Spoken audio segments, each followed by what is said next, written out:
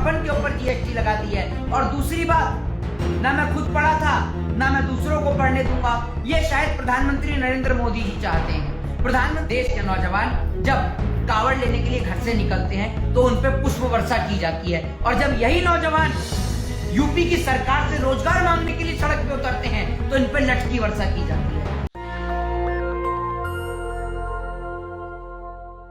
नमस्कार, मैं शंभू कुमार सिंह और आप देख रहे हैं नेशनल दस्तक। आज संसद में सबसे बड़ा हंगामा हुआ, पूरा विपक्ष वॉकआउट कर गया। पता है क्यों? कफन पर जीएसटी, दही पर जीएसटी, रोटी पर जीएसटी। मोदी है तो मुमकिन है। भारत में महंगाई अपने चरम पर है। वो अलग बात है कि प्रधानमंत्री के करीबी बिजनेसमैन जो हैं उन पर 2 ट्रिलियन का छूट मिलता है, कर्जा है। तो आप सोचिए इस देश में क्या चल रहा है। लेकिन उससे पहले 2 खबरें बता दूं। आज योगी सरकार से दिनेश खटिक नाम के एक शेड्यूल कास्ट के मंत्री ने यह कहते इस्तीफा दे दिया है कि हमारी बात कोई सुनता ही नहीं है। तो मैं क्या गाड़ी चढ़ने के लिए मंत्री हूं? काश तमाम SC ST OBC माइनॉरिटी के लोगों को ये ज्ञान हो जाता। सोचिए। और दूसरी बड़ी खबर है, जुबैर ऑल्ट न्यूज का रिपोर्टर, पूरी सरकार लग गई थी, पूरा महकमा लग गया था। उनके हिम्मत और हौसले को सलाम कीजिए, वो जमानत पर रिहा हो गए। सुप्रीम कोर्ट ने SIT को भंग कर दिया और साफ कहा है कि उनको परेशान किया जा रहा है। तो सवाल है कि क्या जो मोदी जी से सवाल पूछेगा उसको जेल में डाल दिया जाएगा? मेरे साथ देश के सबसे तीखा प्रहार करने वाला ब्राह्मण समाज का युवा, जो संविधान को मानता है, जो इस देश की जमहूरियत को मानता है, जो भाईचारा बनाना चाहता है और जो जातिवाद, मनुवाद, ब्राह्मणवाद खत्म करना चाहता है। स्वागत है मोहित शर्मा जी नेशनल दस्तक के फेसबुक जी, आपका भी और आपके तमाम दर्शकों का भी मैं बहुत बहुत शुक्रिया अदा करता हूँ। कफन पर जीएसटी, जी, मोदी है तो मुमकिन है, क्या आपत्ति है आप लोगों को? सबसे पहली बात तो ये कि एक माँ के कहने वाले शब्द हैं, ये माँ के शब्द हैं कि इस देश के अंदर ये बात 2 लोगों के लिए, पहला इस देश की मीडिया, जिसको हम लोग कहते हैं गोदी मीडिया, ठीक है ना, उस गोदी मीडिया के लिए, और दूसरा ये इस देश के अंधभक्तों के लिए।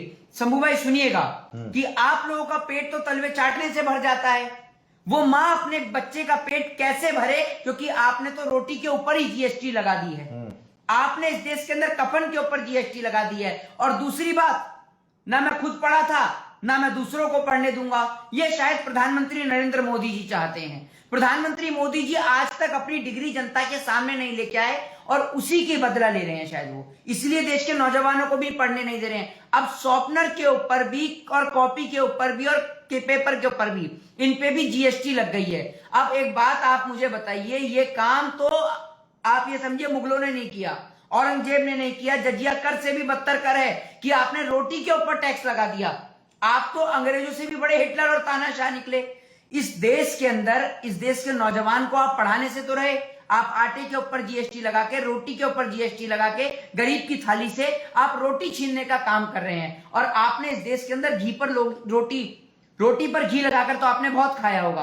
अब की बार आप जीएसटी वाली रोटी खाकर देखिएगा और देखिएगा इसका स्वाद कैसा आता है। इस देश के अंदर हर चीज की धज्जियां उड़ाई जाती हैं। इस देश के अंदर पार्लियामेंट के द्वारा, अभी आपने हाल ही में कुछ दिन पहले सुना होगा कि पार्लियामेंट एक ब्रीफिंग नोट लेके आता है जिसके अंदर साफ शब्दों में लिखा होता है कि पार्लियामेंट में किसी भी प्रकार का धरना, स्ट्राइक या धार्मिक अनुष्ठान करना पूरी तरीके से बंद है, मना है या प्रोहिबिटेड है। लेकिन उसके चलते भी, उसके बाद भी प्रधानमंत्री नरेंद्र मोदी जी वो उन 3 शेरों का उद्घाटन करते हैं जो कि सारनाथ से लिए गए हैं। वहां पर आपने देखा कि किस तरीके से धार्मिक अनुष्ठान किया जाता है, लेकिन उसकी भी लोग बात नहीं करते हैं। इस देश के अंदर सेना के जवान को चौकीदार बना दिया जाता है, तब लोग चुप और मौन रहते हैं। आखिर इस देश के लोगों को कब तक और क्यों फर्क नहीं पड़ता?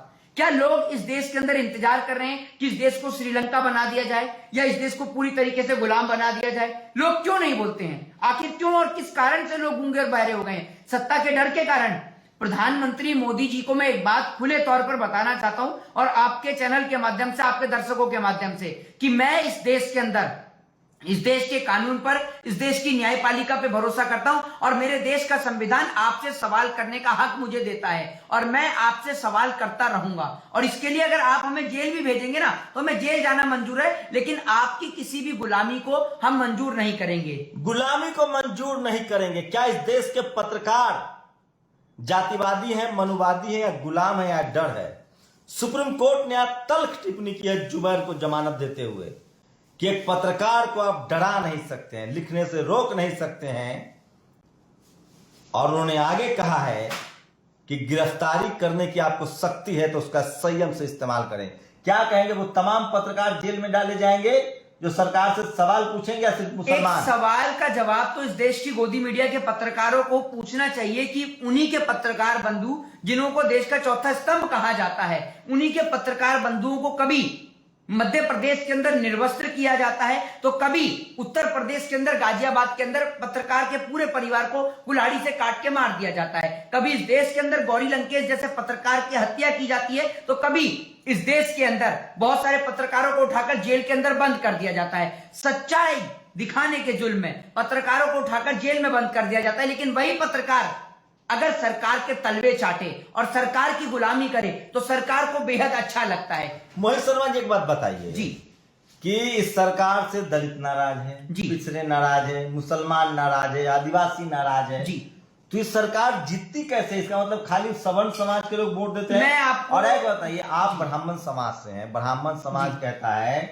कि मोदी है तो मुमकिन है, दाल रोटी खाएंगे, कपड़ा उतर जाएगा, लेकिन देंगे वोट मोदी को। देखिए, पहली बात तो मैं आपको एक बात पूर्ण रूप से स्पष्ट कर दूं कि जितनी गाली नरेंद्र मोदी जी ने ब्राह्मण समाज को दिलवाई है आज तक कभी नहीं मिली है। दूसरी बात ये कि ब्राह्मण समाज के ये कहां से सगे हो गए, आप ये बता दीजिए, और कौन सा ब्राह्मण इनके साथ खड़ा रहता है? अभी आप कश्मीर चले जाइए, कश्मीर का ब्राह्मण रो रहा है, कश्मीर के नाम पर फिल्म बनवाकर कश्मीरी ब्राह्मणों को रुवाते हैं। उसके बाद में आप ये मुझे बताइए कि जो उत्तर प्रदेश में कमलेश तिवारी की हत्या हुई, वो ब्राह्मण नहीं थे कमलेश तिवारी, उनकी हत्या की आज तक जांच नहीं हुई, उनके परिवार के लोगों को आज तक नौकरी नहीं मिली है। ये लोग इतने निर्लज्ज लोग हैं कि विकास दुबे ने अपराध किया, माना चलिए वो अपराधी था, लेकिन उनकी सजा आप उनकी पत्नी को भी दे रहे हैं, उनके बच्चों को भी दे रहे हैं। तो आप ये बताइए ना मुझे कि अपराध करने वाले अगर आप हैं तो उसकी सजा आपको मिलनी चाहिए। अपराध करने वाला मैं हूं तो मेरे को मिलनी चाहिए, उसकी सजा मेरा परिवार क्यों भुगतेगा? मेरे परिवार ने थोड़ी कोई अपराध किया है। तो संविधान की सारी धज्जियां उड़ा रही है बीजेपी, और बीजेपी को ना इस देश का ब्राह्मण, ना इस देश का दलित और ना इस देश का कोई भी व्यक्ति इनको वोट देता है। इनको वोट अगर मिलता है कहीं से तो इनको वोट मिलता है ईवीएम की धांधली से। ये ईवीएम जिस दिन बंद हो गया, राजकुमार कह रहा है कुत्ता सब भौंकते रहो। देखिए, ऐसा होता है कि आपको जो आपके माता पिता ने जो आपको दी है, धरोहर जो दी है, वो आपको आपके संस्कार के तौर पर दी है, वही आप लिखेंगे। अब इनके माता पिता ने इनको यही सिखाया है। ये अपने घर में मोदी जी के समर्थक जो हैं, जो अपने आप को भक्त कहते हैं, ये गाली गलौज क्यों करते हैं? ये अब आप ये समझ लीजिए, जिसको जो सिखाया जाएगा वो वही तो कहेगा। अभी अगर हम कोई बात गलत लिख रहे होते, गलत बोल रहे होते, तो वो सवाल का जवाब लिखता कि आप ये गलत बोल रहे हैं, लेकिन उनके पास तो कोई ऐसा तथ्य और कोई तर्क नहीं है। उनके पास एक ही है, उनके शब्दकोश में एक ही चीज है, और वो है गालियां। आप एक बात मुझे बताइए, कावड़ यात्रा चल रही है, सावन का मौका चल रहा है, यही देश के नौजवान जब कावड़ लेने के लिए घर से निकलते हैं तो उन पे पुष्प वर्षा की जाती है, और जब यही नौजवान यूपी की सरकार से रोजगार मांगने के लिए सड़क पे उतरते हैं तो इन पे लटकी वर्षा की जाती है। तो डिफरेंस देखिए दोनों में, कि मतलब आप जाति और धर्म के नाम पर उलझे रहेंगे, धर्म में फंसे रहेंगे तो वेल गुड, लेकिन अगर आप धर्म को छोड़कर यहां आ जाएंगे ना, यानी सेकंड पॉइंट शिक्षा पे, एजुकेशन पे, जो कि इस देश की रीढ़ की हड्डी है, क्योंकि अगर पढ़ेगा इंडिया तो इन गवारों से सवाल पूछेगा इंडिया। नेता मंत्री पढ़े लिखे हों तो सवाल का जवाब दें। सबसे बड़ी चीज है कि ये लोगों को शिक्षा से वंचित रखना चाहते हैं, क्योंकि इस देश के अंदर अगर एजुकेशन लेगा यंगस्टर, नौजवान पढ़ेगा तो सरकार से सवाल करेगा, क्योंकि सरकार से सवाल करना एक पढ़े लिखे नौजवान की स्वाभाविकता है। नई खबर आ रही कि डोकलाम में चीन ने कब्जा कर लिया, घर बना। मैं आपको एक चीज और बता देता हूं, नई खबर नहीं है ये मुसलमानों पर बुलडोजर चलने से लोग खुश हैं। जी, मैं आपको एक खबर और दे देता हूं। दूसरी बात कि अभी कुछ दिन पहले, ये हाल ही में 1 से 2 दिन पहले की घटना है, चाइना के बॉर्डर, जो इंडिया का जो बॉर्डर है, वहां से कुछ मजदूर जो है वो गायब हैं। उन्हों का भी सरकार को कोई अता पता नहीं है, और सरकार और देश की मीडिया इस देश की मीडिया जो है, मेरे को बोलना नहीं चाहिए, चौथा स्तंभ है, लेकिन उन्होंने अपना स्तर इतना नीचे गिरा दिया है कि पहले जिस प्रकार से राजा महाराजा भांड रखा करते थे, आज इन पत्रकारों को रख लिया है। इन पत्रकारों को, सबसे बड़ी बात शंभू भाई, मैं आपको एक बात बताता हूं। कल मैं दुकान पे जाने वाला हूं, कल सवेरे। आज क्योंकि मैं एक टेलीविजन शो का कार्यक्रम देख रहा था, मेरे को उसका नाम लेने की जरूरत नहीं है, वो गोदी मीडिया के प्रोग्राम होते हैं। उसमें पता है क्या चीज दिखा रहे हैं कि ब्रांडेड चीजों पर लगेगी जीएसटी, नॉन ब्रांडेड चीजों पर नहीं लगेगी जीएसटी। तो कल मैं दुकान पर जाने वाला हूं और दुकान पर जाकर सबसे पहले स्टेशनरी की शॉप पर जाकर स्टेशनरी वाले से कहूंगा कि भैया बिना जीएसटी वाली कोई कॉपी दे दे, बिना जीएसटी का कोई रजिस्टर दे दे। ऐसा कौन सा रजिस्टर है जिसपे जीएसटी नहीं लगती? बिना जीएसटी का कोई शॉर्पनर दे दे। अब क्या आप अपने बेटे को चक्कू लेकर भेजेंगे बिना जीएसटी का? तो चक्कू है कि बेटा चक्कू से पेंसिल छील, या ब्लेड लेकर भेजेंगे कि ब्लेड से पेंसिल छील? तो कल सबसे पहले मैं वहीं जाने वाला हूं। दूसरी बात, उसके बाद मैं जाऊंगा मैं दूध स्टोर पर। आज के दौर में आप राजधानी में रहते हैं तो यहां पर गाय भैंस रखना अलाउ नहीं है, तो दूध तो जनता को सीधी सी बात है कि डेयरियों पर मिलेगा नहीं, या आप दूध के वहां पशुपालन करने देती नहीं है सरकार इन लोगों को। तो आप ये मुझे बताइए, सीधे तौर पर जनता लेगी या तो अमूल की दूध की थैली लेगी या कोई और ब्रांड की दूध की थैली लेगी। तो नॉन ब्रांड वाला दूध कौन सा है, ये कल मैं जाके पता करूंगा कि भैया मुझे नॉन ब्रांड वाला दूध दे, मेरे को वो चीज जो क्या लग रहा है इतनी महंगाई है फिर भी जनता सड़क पर क्यों नहीं आ रही है? जनता कहां से सड़क पर आएगी? जनता को जो धर्म के नाम की अफीम पिला रखी है। और दूसरी बात, जनता जब सड़क पे आती है तो सरकार के पास एक चीज है और वो धारा 144। धारा 144 सरकार लगाती है, नेट सेवा बेहाल करती है और सरकार 2 मिनट में नौजवानों की आवाज को बंद करती है, झूठे मुकदमे लगाती है, झूठे मुकदमों में फंसाती है और नौजवानों को उठाकर जेल में बंद कर देती है। सरकार की ये पुरानी आदत है। सरकार के नेता और मंत्रियों की बात नहीं चल रही है, तभी वो इस्तीफा दे दे के भाजपा को छोड़ छोड़ के भाग रहे हैं। नेता और मंत्रियों का खुद का कहना है, आज एक मंत्री है खटीक साहब जिन्होंने इस्तीफा दिया है, पूरे देश को पता होगा, उनके हाथ में जल संसाधन मंत्रालय था, उन्होंने इस्तीफा दे दिया है। और इस्तीफा देने का वो कारण बताते हैं कि सबसे ज्यादा धांधली हो रही है, भ्रष्टाचार हो रहा है और लोगों से पैसा लेकर नौकरियां लगवाई जा रही हैं। मेरी कोई वैल्यू नहीं है, मेरी कोई बात नहीं सुनता, मेरा सेक्रेटरी मेरी बात नहीं सुनता। तो आप ये देख लीजिए कि जब इस देश के अंदर मंत्रियों की बात नहीं सुनी जा रही है तो आप ये सोचिए, आप और हम तो आम जनमानस हैं, हमारी कौन सुन लेगा? मुसलमान तो टाइट है, जुबैर तो गिरफ्तार हो जाता, कर दिया जाता है। ये मैं आपको बता दूं, इस देश का मुसलमान को सुन लीजिए, जुबैर टाइट है, मुसलमान टाइट है। सुन तो लीजिए, आज वो लोग कहां गए जो कल तक महाराष्ट्र की सड़कों पर लेटकर हनुमान चालीसा पढ़ रहे थे? आज कहां हैं वो लोग? पकड़ कर ले आइए एक बार राज ठाकरे को, पकड़ कर ले आइए एक बार नवनीत राणा को, पकड़ के लिए। अब नहीं पढ़ेंगे आप हनुमान चालीसा, या फिर जहां बीजेपी की सरकार होती है वहां पर आप हनुमान चालीसा नहीं पढ़ते। जब हिंदू मरता है तब आप सड़क पे नहीं आते। इस देश के अंदर आप एक बीफ खाने वाले को, वसीम रिजवी को, आप उसे ब्राह्मण की उपाधि देते हैं, आप उसे हिंदू धर्म की उपाधि देते हैं, लेकिन इस देश के अंदर आप जिनको आप दलित बोलते हैं, जिनको आप कहते हैं SC ST OBC माइनॉरिटी, आप उनको हिंदुओं का दर्जा नहीं देते। क्यों नहीं देते हैं? आप ये बताइए, आज भी अगर आप 22वीं सदी के भारत में अगर आप इस प्रकार की बातें करेंगे तो हमारा देश कैसे तरक्की करेगा? एक सफाई कर्मचारी को नौकरी से हटा दिया जाता है सिर्फ इस कारण से कि वो मोदी और योगी का लगे पोस्टर को जो है वो उठाकर ले आता है, डस्टबिन में डाल देता है, बस ये काम कर देता है वो, इसके पीछे उसकी नौकरी चली जाती है। तो आज भी इस देश के अंदर इस प्रकार की समस्याओं का हमें सामना करना पड़ रहा है, इस प्रकार की सोच का सामना करना पड़ा है, जो हमारे लिए बड़ी बेशर्मी की बात है। एक व्यक्ति घोड़ी चढ़ जाए तो उसको मार दिया जाता है, घोड़ी नहीं चढ़ने दिया जाता। एक व्यक्ति अगर मूछे बढ़ा लिए तो उसको मूछे नहीं बढ़ाने दिया जाता। आप एक बात मुझे बताइए, अगर वही अधिकारी बीजेपी के महकमे में काम करे तो आप लोग उसके पैर छूते हैं, आप उसको पैर छूकर उसको सलाम ठोकते हैं। क्यों करते हैं फिर आप?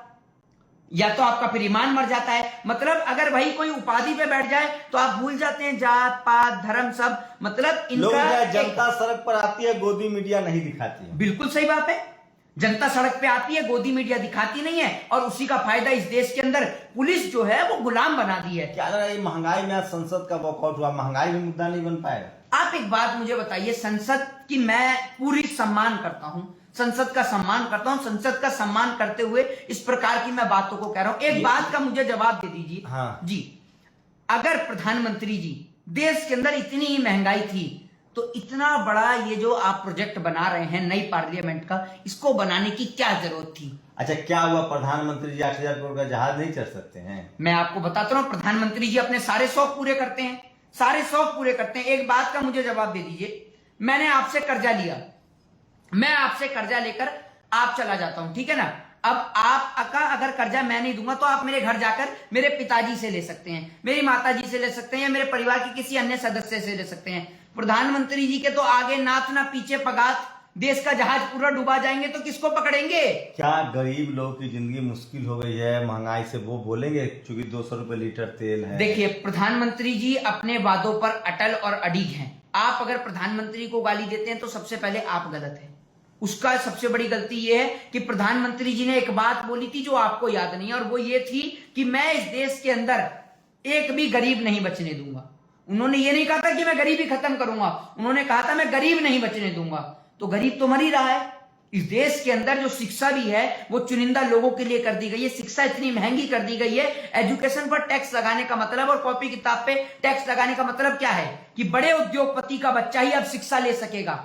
अब वो वाला ये भारत नहीं बचा है कि इस देश के अंदर आप संविधान पढ़ लेंगे। इस देश के अंदर नेता मंत्री सिर्फ आग लगाने का काम करते हैं। तो चलिए, थे हमारे साथ मोहित शर्मा। मैं फिर कह रहा हूं, इस देश में सबसे ज्यादा पढ़ा लिखा समाज ब्राह्मण समाज है। मीडिया में ब्राह्मण समाज है, जुडिशियरी में ब्राह्मण समाज है, कॉलेज यूनिवर्सिटी में ब्राह्मण समाज है, बिजनेस में भी ब्राह्मण समाज है, ब्यूरोक्रेसी में भी ब्राह्मण समाज है। अगर ब्राह्मण समाज चाहेगा कि संविधान बचे, डेमोक्रेसी बचे और सरकार जवाबदेह हो तो ये संभव है। मेरी कोशिश होगी कि लगातार मोहित शर्मा तमाम ज्वलंत विषयों पर नेशनल दस्तक पर आपसे रूबरू होंगे। पूरी बातचीत कैसी लगी आप लोग जरूर प्रतिक्रियाएं बताइए। रही बात जो लोग धमकी दे रहे हैं, गाली दे रहे हैं, डेमोक्रेटिक सिस्टम को समझिए, डेमोक्रेसी ही है, इसलिए आप मुझे गाली दे रहे हैं, इसलिए डेमोक्रेसी को बचाइए ताकि बातचीत करने का स्कोप बचा रहे। शुक्रिया मोहित हमारे साथ जुड़ने के लिए। आप लोग की क्या प्रतिक्रिया, क्या महंगाई ने लोगों का जीवन दुर्भर कर दिया है और क्या मीडिया जनता की बात नहीं दिखा रही है? अपनी प्रतिक्रिया जरूर दीजिए। शुक्रिया। नेशनल दस्तक की आपसे गुजारिश है कि अगर इसको बचाना चाहते हैं तो नेशनल दस्तक को सब्सक्राइब करने के लिए रेड कलर के सब्सक्राइब बटन को दबाएं, फिर बेल आइकन की घंटी दबाएं। नेशनल दस्तक को बचाने के लिए बहुत जरूरी है कि हर खबर को शेयर करें, लाइक करें, कमेंट जरूर करें।